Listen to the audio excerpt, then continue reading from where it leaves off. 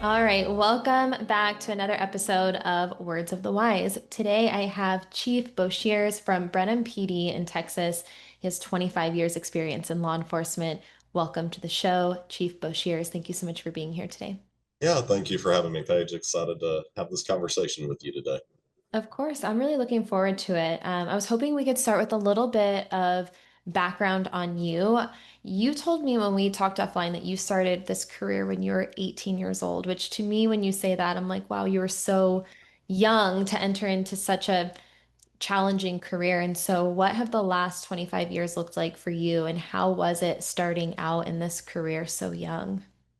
Yeah, I wish I had like this really like fantastic story about getting into the career, but reality was I was 18 years old and went to college for a little bit and didn't do so hot in college to start with and needed to take a little break from that and needed a job and had some family and friends suggest, hey, the sheriff's office is hiring for correctional officers in the jail. And I thought, well, I could probably do that for a little bit. Honestly, got into it never really like intending for it to be like this, especially not intending for it to be like a 25-year career, right? And so put in for that job, got hired, started working at the jail, and really kind of enjoyed it and ended up thinking, well, maybe this is something I could do kind of into the future. And worked at the jail for a couple of years and was fortunate enough for the sheriff at the time to send me to the police academy. And I went to the police academy and then worked patrol for the sheriff's office there for a couple of years and then got contacted by a small municipal police department, asked if I wanted a job there. Kind of at that point in my career, been about 5 years in, about 2 years on patrol, and like the only thing that I wanted to do was work canine. The only thing I wanted to do was work canine at that point. And this police department called, said, hey, we want to offer you a job, really interested in you doing canine for us. So of course, I jumped at that opportunity, right? Went to work for that police department, ended up working canine for them for several years, had a German Shepherd partner. And that was, I still say that's probably the most fun that I've ever had in my career was doing that. Again, it was a small department. So a lot of the times, it was really only me and my shepherd working the night shift together. So a lot of good memories from that. I stayed with that department for a good while, promoted to being a patrol sergeant there, and then was captain in charge of criminal investigations. Did that for a couple of years. And life dramatically changed one day in May of 2016 professionally. Um, Left actually on vacation with my wife. We went on a cruise for a week. And when I left, like things were fine, like fairly normal. And when I came back, didn't have cell phone service for a week, right? Which is a fantastic way to vacation. But so when I came back, I had a message from one of our sergeants that said, hey, please call me as soon as you get service. And I had a message from the city manager at the city said, hey, please call me as soon as you get service. And so I called city manager first, and the conversation literally went, the police chief's no longer there, and you're the new chief. Oh, wow. And then I called the sergeant, and he gave me a little bit more information. But so that was when I made chief, was in May of 2016. That was with the city of Granite Shoals, the department I'd been with for quite a while. I was the chief there until September of 2022. So a little bit more than 6 years, I guess, as the chief in that department. Went through COVID and the whole thing, trying to figure that out. And I was hired by the city of Lago Vista, which is a little bit bigger city, just actually down the road from where I was, down the road and across two lakes from where I was. Great department there. I was there for 3 years and was just about 3 months ago hired as the chief of police for the city of Brenham, where I'm at now. And loving this. It's a great department, great city, home of Bluebell ice cream, which doesn't factor into the wellness conversation very well, but everybody has to have that one little thing, right? So Yeah. been fortunate to do a lot of things in my career while I was working in Granite Shoals, especially kind of that time as a patrol sergeant and back on patrol working canine. Did go back to college, got my bachelor's degree in criminal justice and my master's degree in public administration. Currently pursuing my doctorate degree in strategic leadership through Liberty University, done with all the coursework on it, just working on the dissertation side of it, which has been it's a challenge, but it's been a lot of fun. I've also been fortunate enough to work with some committees through the Texas Police Chiefs Association on their legislative committee and the International Associations of Chief of Police on their community policing committee and also their smaller department section. So I said, I wish I had like this fantastic story about why I got into it, but it was really just kind of needed a job at the time. But, really enjoyed it. And it's been 25 years and loving what I do right now.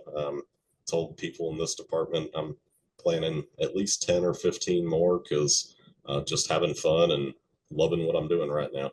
Yeah, I actually really love that story. And, I can relate in my own way. I think a lot of people will ask me, how did you get started in the law enforcement wellness space? And I kind of have a similar story. I didn't come out the gate being like, this is what I want to do. And these are it wasn't like this, like, first responders or nothing. I fell into it by chance too. And it's been the best thing ever. I think when you're willing to learn something new and you're willing to be curious and you're willing to develop yourself over time, sometimes things happen that are even better than you could have anticipated in the first place. And so I actually really enjoy that story of like needed a job. I was willing to learn. I was kind of curious about what the job entailed. And now 25 years later, I love it. It's the best thing ever, best decision ever. I've learned so much along the way and I've accomplished all of these things. I think that that's a really cool story. I don't think that you always know where life is going to take you, but if you're always willing to be a learner and you're always willing to put yourself out there, then sometimes it turns out better than you ever thought. Yeah, absolutely. I don't think when I started, 25 years ago, I would have ever anticipated being a police chief, especially now for three different cities and a little Mhm. bit bigger city each time. So, yeah, it's been, like you said, more than I could have hoped for. And honestly, can't imagine doing anything else at this point. Yeah. I also think sometimes we get in our own way when it comes to our own development. If you have a one track of like this is it and you have that kind of pinpoint, I think there's positives and negatives to both, but I think sometimes you have to have fluidity. Sometimes you have to be willing to kind of veer off path and, try different things and learn different roles that maybe, you didn't necessarily think that you needed or necessarily wanted to do. I think for me, the things that I did that weren't always super related to exactly what I was doing helped me to evolve even more in the trajectory of my career. And so I always encourage people to always be a learner, and always, be able to zoom out a little bit, kind of get out of the trenches and have a bigger picture of what's going on. Kind of get away from your comfort zone a little bit too sometimes. 100%. I think we all try to live in our comfort zone as much as possible. I Mhm. had someone, I used to be a professional skydiver and I was really young. I was like 19 to like 24 was kind of my, maybe like 25 were my skydiving years.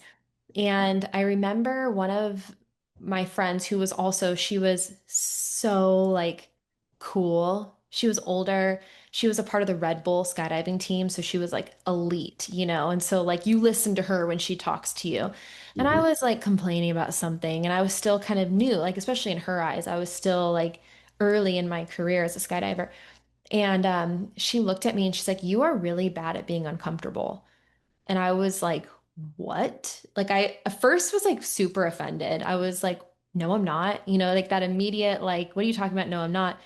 And then I stepped back for a second and I realized, yeah, I really am. And if anything is outside of my comfort zone, like I don't want to go there. I was very much like defensive about it. That interaction, I think, really changed my life. And now I try to put myself in uncomfortable situations as much as I can because I feel like there's so much growth and development in that space of uncomfortability. Yeah, it's funny even with kind of little things too, right? So I'll tell you a real fast funny story that just kind of made me think of. So at this department, I've been here just a little bit over 3 months, and it was my second day here. I had my first kind of command staff supervisor meeting, and we're in this conference room with this big conference table, right? And I walked in and just being me, just kind of picked a place and sat down, had all my notes and everything I wanted to talk about. I was the first one there. And when everybody else walks in, about, 11 or 12 of our supervisors, everybody looks at the seat that's at the head of the table and they go, Chief, you're not going to sit at the seat that's at the head of the table. I'm like, no, I'm fine right here. The chief always sits at that seat. And I said, well, no, I'm good right where I'm at. And it was interesting because it just now I move around to different seats on purpose every time that we have that, just because that little bit of a disruption almost kind of like set the tone for having open and honest conversations and everything. And so, like I said, it was kind of getting everybody else out of their comfort zone in that. Yeah, I like it. Have you heard of pattern disruptors before? I have, yeah. That's what I think it is. Anyone who's listening who doesn't know what it is, it's exactly what it sounds like. You try to disrupt whatever that like one track pattern is, and it does. It like changes how people show up, how they respond, and especially you can do this in times. I actually had a chief say that he did this, and I thought it was really interesting when someone in the community, if he was responding to a call, if someone in the community was really emotional and they were up here, and he was trying to calm them down and they were yelling or whatever it was, he would ask some like random question. And it was something funny. Like it was like, have you ever um like smacked a mosquito or something? It was like something like this, like, and they're like, what? And it like immediately like did a frame shift where like it took them out of that space, that heightened space, and into like a what are you talking about? And so it was this disruptive moment that he was using to down regulate and then try to like level with people. I thought that was interesting. So you Yeah. reminded me of that like pattern disruptor. I like it. Hmm. Yeah, definitely. I'm curious, starting at 18 years old, so young, and now 25 years later, how has this career impacted your personal wellness? Do you have any experiences personally with, what this career can do to your own mental and physical health? Yeah, absolutely. So I'll talk a little bit about both, but maybe lean a little bit more towards the physical on it. Sure. When I started when I was 18 and was working patrol by the time I was 21 years old. And I'll tell you, I will freely admit I'm guilty of falling into every single trap that law enforcement officers can fall into, especially when it comes to physical wellness, right? Like I got in this pattern of not eating well because, running from call to call to call, you're just eating what you can, right? And, Whataburger is always open in the middle of the night in Texas. And so, not eating well and then not exercising. And again, basically every, I guess, trap that a law enforcement officer can fall into, I probably fell into in those first few years in terms of physical wellness. Gained a lot of weight. I have no issue saying I was about 320 pounds at one point. And, there was just this kind of moment, I guess. I'll tell you, it was right after my son was born. He's about to be 16 in January. And so it was like right after my son was born, that I kind of just had this moment of like, you know what, I need to start doing better for me. And started going to the gym, downloaded one of those calorie counters on my phone and was tracking all my calories all the time. And started getting into doing some things. I had a family members say, "Hey, let's sign up and do this obstacle course race together." And I was like, I don't think I've run since the police academy. um, but yeah, let's do it. And, started doing some things like that, started going to the gym, kind of turned that into a habit, kind of turned healthy eating into a habit. And a couple of years later, had lost 100 pounds. Wow. And, yeah, mostly have kept that off despite being in the ice cream capital of Texas. um, but it has, and I've realized over time, especially in this job, but I think with anything, you do have to just kind of take that time for yourself and prioritize yourself. And I think that was, kind of one of the traps I got into, as a young dad with a young family, and I was a police officer, and so I was working overtime all the time, trying to, provide for them and going back to school. And just didn't realize like, hey, I need to prioritize some time for myself.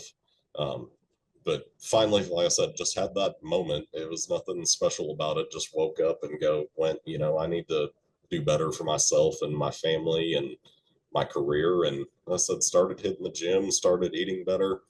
Still do it today. Still meal prep, all my food for the week. Still get up at 5 a.m. so I can hit the gym before I come in to work. And I was telling somebody the other day, I wish I understood everything that I understand about like fitness and nutrition and everything now at 43 years old. I wish I understood all of that at like 21 years old. But, Yeah. I think we all have to kind of get there in our own way. Yeah, I really appreciate you sharing that. And I think that from what I've seen, and I'm also really guilty of this too, when you really want to help other people and you are so dedicated to showing up for other people, whether that's your family, your team, your community, it's to our own detriment a lot of times, and I've had these conversations before where a lot of people feel like it's selfish to take time for yourself, because it's taking time away from your family or it's taking time away from being able to work overtime or whatever that is. And I actually would argue that you have to be selfish and there shouldn't be a stigma around that because you can't show up as the best version of yourself if you're not taking care of yourself. And so I appreciate having those moments of crossroads or like those moments of reflections because they punch you in the face. I've had plenty of those where you wake up and you're like, oh my gosh, it's like, okay, now I got to do something. And I think that a lot of people who are listening can relate to putting everything else first, putting everyone else before yourself. But you have to have, and I talk to the younger generation a lot about this. I'm curious to know your opinion on this because we talk about, I had an agency ask me, how do you get people to do things? Like, how do you get people to like want to do things for themselves? And my answer is I can't be the one that makes someone want to do something for themselves. There has to be some sort of intrinsic motivator. And I hate to say motivation because I don't think we should lean on motivation. I think that we should lean on dedication and consistency, which is what it sounds like you did. One foot in front of the other. It's something that's routine now. It's something that you do consistently. And I'm sure that there are some times when you meal prep where you don't want to, you're tired, and so you're not waiting to feel motivated to do it. You just do it because that's what you do. But it took time to build that routine. And so there has to be some sort of like intrinsic motivator that is getting you out of bed early to go work out. That's getting you, to go and meal prep and take the extra time. Do you agree with that, or do you have a different perspective? No, I think you're absolutely right about that. And, I'll share a little story. So, from when I first became chief in Granite Shoals, that was kind of when I was really into working out. Like I was hitting the gym sometimes two times a day, but at least once a day. I was running a lot of Spartan races at the time, just different things. So I was really into working out, right? And I saw that there wasn't a lot of that in the department at the time. So, I had this great idea, like I'm gonna motivate people in this department, and we're all gonna work out together. Like, I had this fantastic idea, and so we did like, hey, we're gonna have mandatory department workout time during this time. Show up, and we're gonna do these workouts and stuff together. And I look back on this now, like, I can't believe that I was shocked when people hated that, right? Because they weren't doing it because they were motivated to or dedicated to, or just because the boss said, "Oh, wait, this is something we got to show up for," right? Yeah. So I think you're absolutely right. Like, you have to have that thing that's driving you, and what I try to make people realize is if you're not taking that little bit of time to make sure that you're good, whatever that looks like. Like, for me, that's doing my meal prep and going to the gym, even when I'm not motivated to. A couple mornings ago, the last thing I wanted to do when I woke up was get up and go do cardio at the gym, but I got up and went and did cardio at the gym. Um, but you're not being the best version of you for your family or your job, or whoever that is that you need to be, that you're not if you're not taking that time to make sure that, like, you're good, like, physically and mentally and emotionally and everything else. Yeah. Yeah. And I always kind of pose the question, if you're not willing to do it for yourself, because again, I think it goes back to like people are like, well, I'm fine. I don't need to care about me, or like it's selfish or whatever that is. If you're not willing to do it for yourself, who are you willing to do it for? Mm-hmm. Because we all have someone that we want to be the best versions of ourselves for. And I've heard you say, family a couple times, and I think a lot of people can relate to that, like there has to be someone or something in your life that you're willing to make that effort for. And so what is that? And then use that to get out of bed. Because I agree with you. If you ask anyone who actually knows me, I'm not a morning person at all. And I do the things that you really should not do. Like if you listen to like Mel Robbins, she's like, do not snooze your alarm, like count to five and get up. I have six alarms in the morning. Like I am a monster. I hate it. I hate getting up. I think the morning is the worst part of the day. That's how my brain is when I wake up. It's like, this is the worst. But I do it, and I do it because I have a reason to do it. And I remind myself of that reason every day when that alarm goes off at 4 or 4:30 in the morning to get up and go do the thing. So if you're not willing to do it for you, who are you willing to do it for? I like that.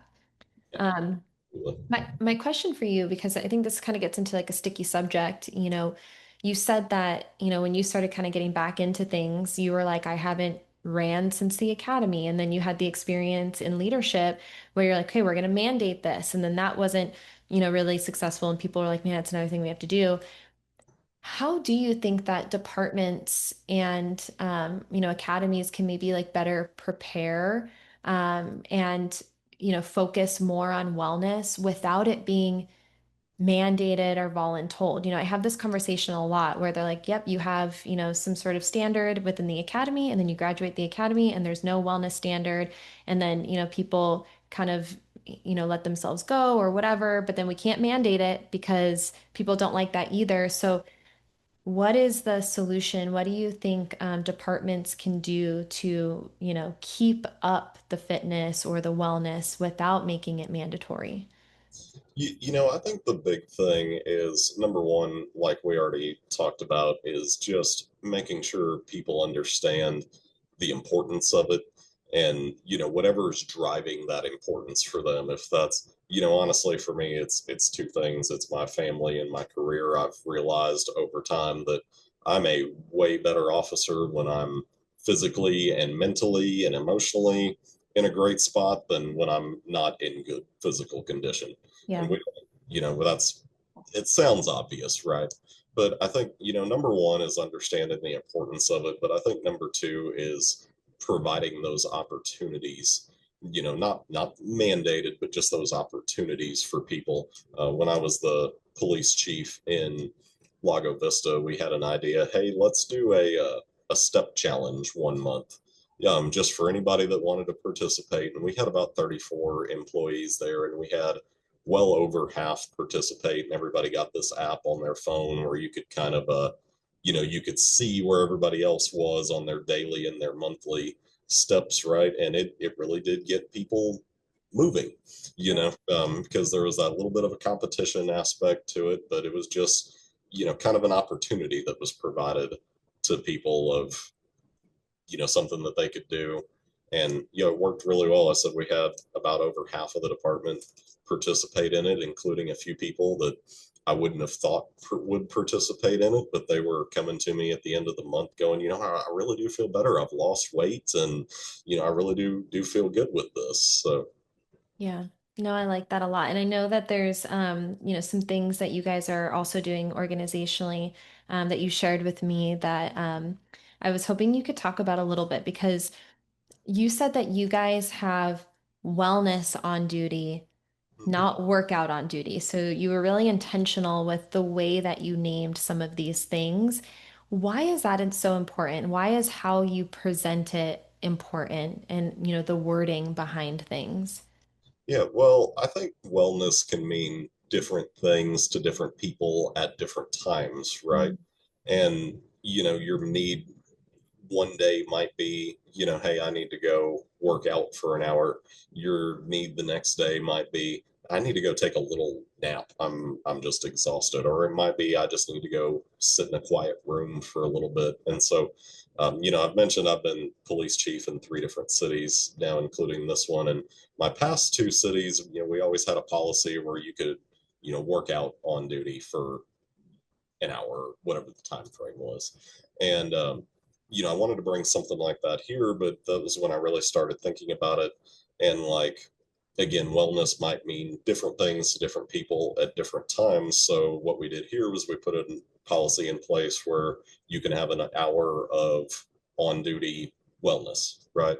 And the way I described it, I said that might mean you spend an hour at the gym every day. That might mean you spend an hour at the gym a couple days a week, and a couple days you go sit in a quiet room for a little bit and just kind of breathe and decompress. Or it might mean, hey, I'm going to get out and just go for a walk for a little while and enjoy some fresh air and sunlight and a little bit of movement. So I wanted to be real intentional with that, and people can use that time for what works for them and what their needs are at that time. Yeah. No, I'm a really big fan of that. I think that the more I've been in the space, the more I recognize that you're right. It's not linear. There's a lot of different dimensions when it comes to wellness. And I think that when you can present it that way, that people feel like they're seen and supported, because there might be some people that'll never step foot in that gym. And if Mhm. it's workout on duty, then I could see how that could be limiting, where they're like, well, I'm not going to take advantage of that. But if it's wellness, what does that look like for you? I had a conversation with a couple people recently where they said their wellness was knitting. Like they Mhm. just loved knitting and that was like their way to be like present and to like not think about stuff. I had someone else tell me that it was woodworking. Like that was their happy space. And so I think if we can like really, again, like zoom out a little bit and start to understand that wellness can look so different for everybody. It's not a one size fits all. And what does that look like? And then how can we support that in the best way possible? Yeah, and that was what the whole idea with this was, calling it wellness on duty versus, fitness on duty or exercise on duty, was just to kind of give people the opportunity to do, whatever works for or whatever they need at the time. And we don't really ask questions about it. They put themselves out on wellness, and we're confident that they're doing something that's going to benefit their physical, mental, emotional wellness during that time. And I said only 3 months in, but it's been very successful. I think people might have been a tinge suspicious about it at first, but I said like, hey, we're not going to ask questions. You go do what you need to do during that time, and it's catching on. So we're seeing a lot of success with it so far. Yeah, great. I'll have to, touch base with you in the future and see how things are going and evolving with that. Yeah. You mentioned in your intro, and I wanted to circle back to this, that you are studying for your doctorate. Yes, ma'am. And the focus is leadership and organizational culture, correct? Yes, ma'am. Tell us a little bit about that. So my dissertation that I'm working on, I'm specifically looking at how leadership impacts organizational culture, which impacts retention, Mm, right? And kind of a very layered thing there. But what I'm finding is, especially studying retention, is that a lot of people when they're leaving departments, they're not leaving because they're going for $1 more an hour somewhere else, or they're going because this place has better health insurance or better retirement than the other place does. They're leaving because of culture and leadership in places, which is what all the academic research is showing on it. People aren't leaving for money or pay or benefits. They're leaving because of culture and leadership. And so, I think maybe the message in that is, as leaders, we need to be building these cultures that people just, this is going to sound very simplistic, but people just enjoy coming to work every day. Um, because if they do, then they are more likely to focus on themselves for, that hour a day or whatever it is, because they're not stressed at work the whole time because the culture and the leadership is horrible. And they are more likely to stay with the organization long term. And just, a real fast story on that. So I'd been here, I guess, about a month roughly at this current department. And we had had this run of a couple weeks where we were just slammed. And I mean, we were busy. We had people working overtime, covering shifts. Our investigations were catching one nasty case after another. Like it was like a couple week period where we were just slammed. And I met with our command staff and we said, hey, why don't we just have lunch catered for everybody one day, just kind of a thank you. And so we did, and a lot of us were sitting around eating lunch and just kind of laughing and talking and everything. And one of the officers here makes this comment, and this is just kind of stuck with me, but I think it's kind of representative of what we were talking about. Of you have to have a healthy culture if you want to have healthy people. But one of the officers makes this comment and says, it is really nice to be able to laugh at work again. mm, And I asked some of the command staff about it afterwards, and they told me, oh no, they got in trouble for laughing at work one time. And um, it was like, oh my goodness. Like, so I think that just goes back to, as leaders, we have to build these cultures where people feel supported and they like coming to work, because if not, it starts to drain them. I mean, it really does. And when we're talking about wellness and physical health and mental health and emotional, if you're in a place where you don't enjoy coming to work, but you have to come to that place every day, it's going to impact those people negatively. And, again, what the research is showing is that's why people are leaving agencies. yeah. Yeah, wow. I've had a couple people talk about, their own personal experiences with dreading coming to work so much that they would pull over on the side of the road and throw up Mm-hmm. because they didn't want to come in. And I really appreciate that simple but also effective example of just paying attention to when your people are stressed and what are the things that you can do to make it a little bit better? How can you create an environment that is safe within the walls of your organization? Because we've talked about this before. There are so many things that we can control and we can't control. You, at that time, that story that you told, where you just had a ton of calls, things were crazy, you're really busy, people are working overtime. You can't really control that, right? You can't Right. control how many calls you're getting, but you can control what you do within that organization. And so what you did was, hey, I'm going to take care of everybody. I recognize that they're working really hard. I want them to know that I value them and appreciate them.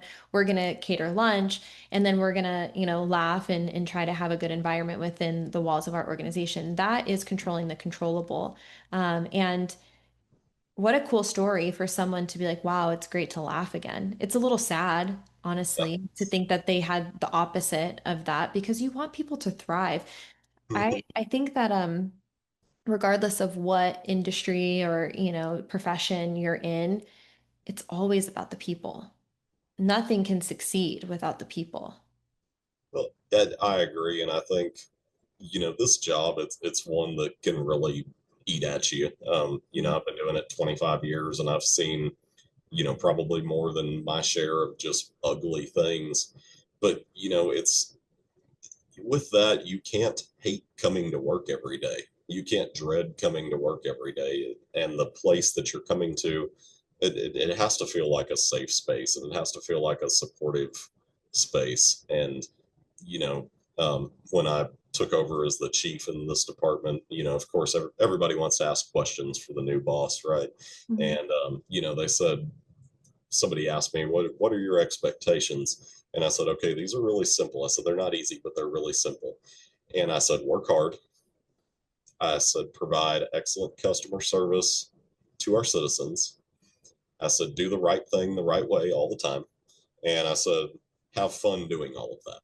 Mm. Everybody, especially on that last one, everybody kind of looked at me like, "Have fun." I said, "You've got to have fun doing what you're doing, because if you don't, this job is just gonna eat at you." But I think that goes back to also you have to enjoy coming to work. You're not going to enjoy coming to work every day, right? Like no one enjoys going to work every day.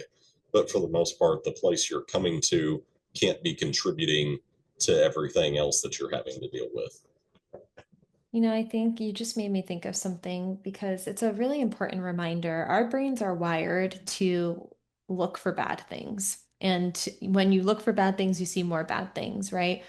And you might not enjoy everything that you do, but I do believe that you can find joy throughout what you do. But it takes effort to find those pieces of joy, right? Even when things are really hard. And sometimes it's the simple things. Sometimes it's like, okay, I had a really hard day, but this went really well. Or, but my lunch was really good, and I'm gonna be really grateful for the fact that I had like a killer sandwich today. I don't know, so I think sometimes you have to try to find joy even in things that don't feel enjoyable, if that makes sense. Yeah, no, that actually reminds me of since my kids started school, all of my kids are a little bit older now. My oldest daughter's a senior in college, and then I have my younger two are both in high school. But ever since they started school, at the end of the day, I used to always ask them, "Hey, what was something good that happened today?" Yeah.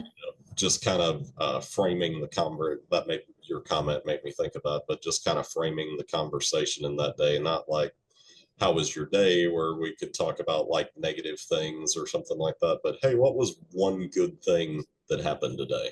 And it just kind of made everybody stop for a second and look at the positive. And it might have been, especially like with little kids at the time, they might have said like, "Oh, lunch was great," but it was, we kind of framed it in, like you said, looking for the positive. I really, really like that a lot. And I think we can all do that. We can all every day ask ourselves, what is one thing that went well, one thing that made us happy, one thing that I accomplished. You might know this, and I talk about this a lot because I think it's fascinating, but the red car theory, you heard of this? I haven't heard of that one. So it's this idea that like where your attention goes, you're going to see more of those things. So, like when you're driving, you might not notice red cars, but as soon as you're like, okay, I'm going to start looking for red cars, all of a sudden you're like, whoa, there's a ton of red cars. And so it's this idea that it could go either way. Like if you're looking for negative things, you're always talking about negative things, you're going to notice more negative things. You're going to notice more of those cars.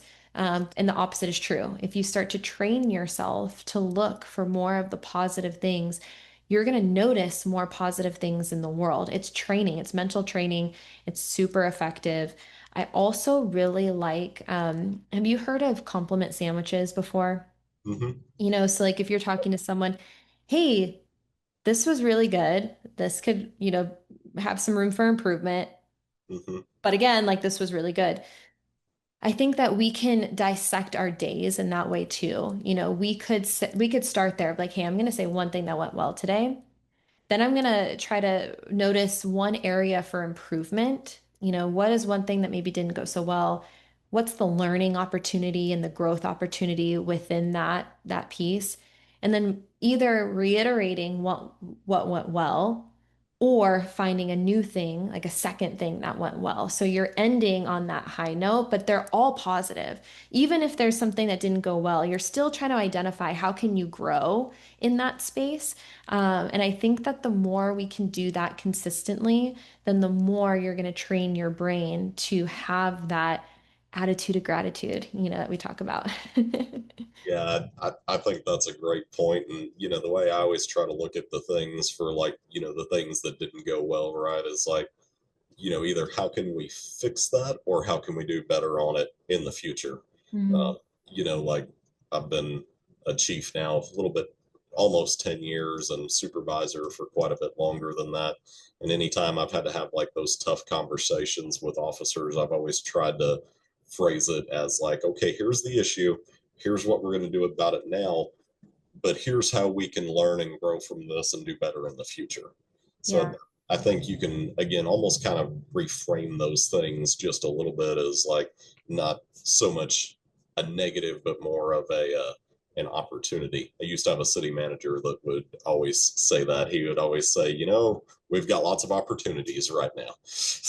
Yeah, well, it's solution-based conversations. One of my biggest pet peeves, and I think I have kind of a few pet peeves, just in general. I'm sure we all do, but one of my biggest pet peeves is when there is like a complaint about something or maybe putting focus on an issue and then there's no solution. It's just stating a problem to state a problem.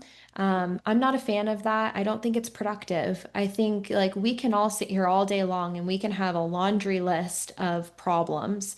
But unless we have those conversations of where are those opportunities for growth, where are those opportunities to do better next time, we're always just going to be stuck in this like problem phase and not solution based, conversations.